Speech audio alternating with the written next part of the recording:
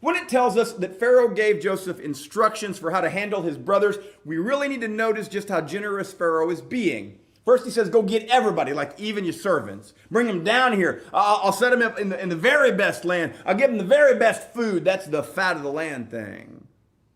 But typically Pharaohs were not really known for being great hosts. Pharaoh Ramesses II humiliated and took captive messengers from the Hittites. Amenhotep III was known to use gifts to gain influence and then take them back.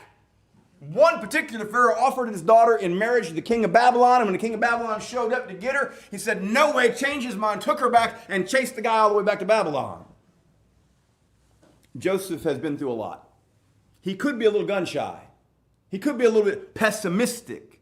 He could doubt all this stuff Pharaoh is saying, but you see, Joseph trusts Pharaoh, not God.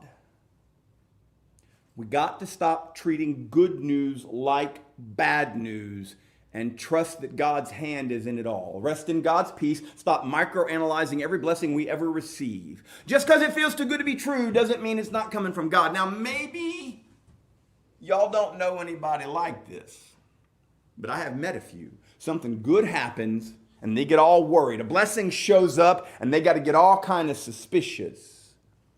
Most of the folks that do that, they've been through stuff.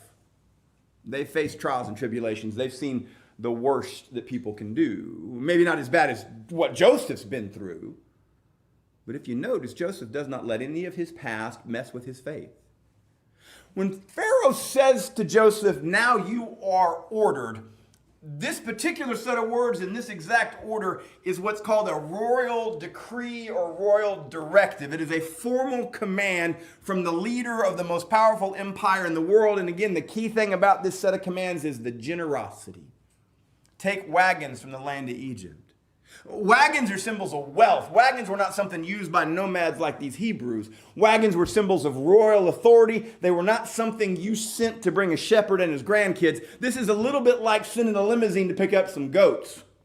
I mean, maybe not quite that bad, but this is out of the ordinary. The Pharaoh says, don't even bring your furniture. All the best of the land of Egypt will be yours.